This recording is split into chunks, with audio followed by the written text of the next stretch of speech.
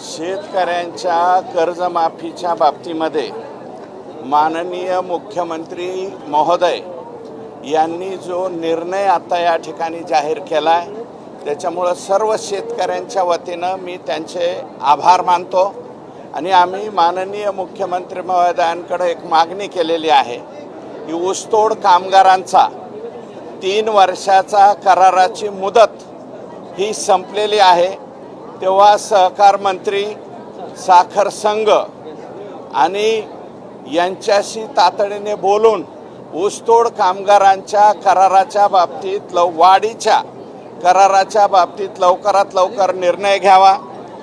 2 वर्षामध्ये मागील 2 वर्षामध्ये 3000 ऊसतोड कामगारांचे बैल जे आहेत ते मृत्युमुखी पडलेले आहेत, त्यांचं अनुदान अद्यापपर्यंत सामाजिक न्याय विभागाने आणि मुंडे साहेबांच्या नावाने असलेल्या महामंडळाने दिलेलं नाही, ते तात्काळ द्यावं। तसेच 1% ऊसतोड कामगारांच्या पैशातनं TDS कापला जातोय, कृपया हा TDS कापू नये अशा प्रकारची मुकादमांची आणि ऊसतोड कामगारांची मागणी आहे। ती आम्ही माननीय मुख्यमंत्री महोदयांकडे अर्थमंत्री म्हणून त्या ठिकाणी केलेली आहे।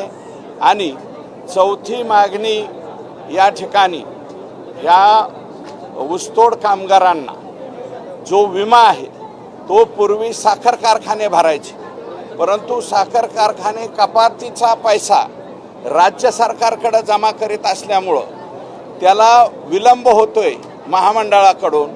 तर ऊसतोड कामगार निघायच्या अगोदर, ट्रान्झिट करण्याच्या अगोदर ऊसतोड कामगारांचा विमा भरावा, म्हणजे गावाकडून निघल्याच्या नंतर कारखान्यावर जाईपर्यंत त्याचा कसल्याही प्रकारे जर दुर्दैवानं अपघात झाला तर त्याची रक्कम विम्याची त्याच्या कुटुंबियांना मिळाली पाहिजे।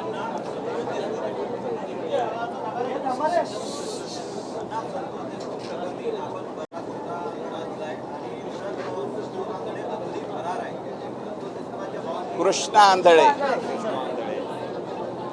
हे काय आहे की साधारणतः अशा मर्डर केसेसमध्ये 5 पेक्षा 6 पेक्षा 7 पेक्षा ज्या प्रकरणामध्ये आरोपी असतात, कधी कधी एखाद दुसरा आरोपी हा केसचा निकाल शेवटपर्यंत लागेपर्यंत सुद्धा भेटत नाही, कारण अशा प्रकारचे आरोपी हे राज्याच्या बाहेर जाऊ शकतात, वेश बदलून त्या ठिकाणी वेगळं काहीतरी काम चालू करू शकतात, किंवा भारत देश सोडून लगतच्या असलेल्या नेपाळसारख्या छोट्या देशामध्ये सुद्धा हे लोक जातात। त्याच्यामुळं दुर्दैवानं असे आरोपी भेटत नाहीत। CIDचा, कारण हा तपास CIDकडे आहे, CIDचा पुरेपूर प्रयत्न त्या ठिकाणी आहे त्याला जेरबंद करण्याचा, आणि तो लवकरात लवकर हो अशा प्रकारची अपेक्षा आहे। ऊसतोड कामगारांचं ऑक्टोबर महिन्यामध्ये साधारणतः आपला गळीत हंगाम सुरू होतो।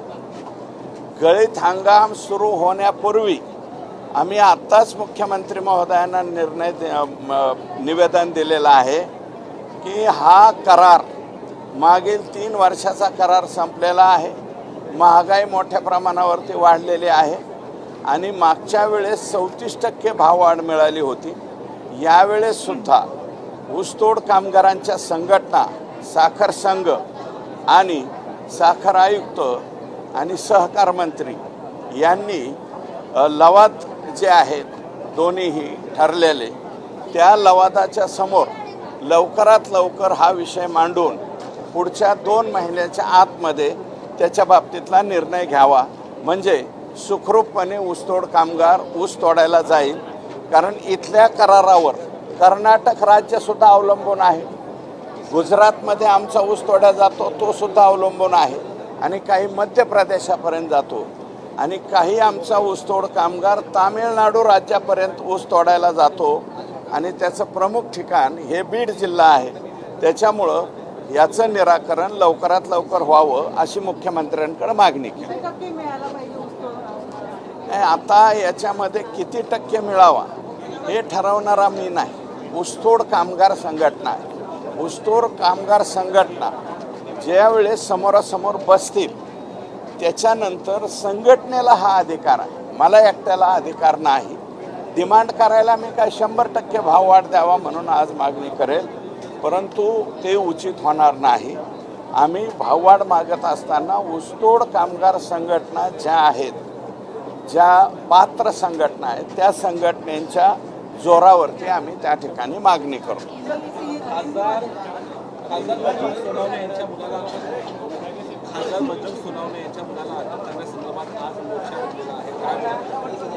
लोकशाहीमध्ये मोर्चा काढण्याचा किंवा कोणती मागणी करण्याचा त्या ठिकाणी सर्वांना अधिकार आहे. मी त्याच्याबद्दल काही म्हणणार नाही, परंतु माझी भूमिका मी अगोदरच सांगितलेली आहे. त्याला डबल सांगण्याची गरज नाही. पोलिसला जर वाटलं त्याच्यामध्ये यत्किंचित सुद्धा बजरंग सोनवणे यांच्या मुलाचा हात आहे तर पोलीस त्यांना अटक करतील, आणि जर त्यांना वाटलं नाही तर ते विनाकारण कशासाठी अटक करतील. मला या प्रकरणावरती मी माहिती घेतलेली आहे. मुकादम कोणीतरी आहे थोरात नावाचा, संबंधितांनी कंप्लेंट लॉन्च केलेली आहे. मीडियावरती सुद्धा ती बातमी आलेली. ज्यांनी कोणी हा गुन्हा केला असेल त्यांच्यावरती पोलीस सक्षम आहेत. मला वाटतं गेवराईच्या भागामध्ये हा प्रकार घडलेला आहे. तर जे कोणी चुकीचं काम केलं असेल त्यांना पोलिसांनी जेरबंद करावं अशी माझी मागणी आहे. कुठला बोनस?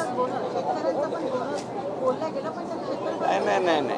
हा जो धानाच्या बोनसच्या संदर्भामध्ये चर्चा झालेली आहे, धानाच्या बोनसच्या संदर्भामध्ये मुख्यमंत्र्यांनी एवढं सांगितलेलं आहे की आत्ता काही दिवस थांबा, मी पुढच्या अधिवेशन अजून धानाचं पीक लागलं असेल आत्ता तर मुख्यमंत्री महोदयांच्याच परिसरातला विशेषतः गोंदिया भंडारा पूर्व विदर्भातला हा प्रश्न आहे. मुख्यमंत्री महोदय पूर्व विदर्भाच्या बाबतीमध्ये कारण बोनस वाढवून देण्याची प्रथा आणि परंपरा ही देवेंद्र फडणवीस साहेबांनी चालू केलेली आहे. त्याच्यामुळे ते अधिकचा बोनस देतील. सर येते ना सर बोलू ना आम्ही.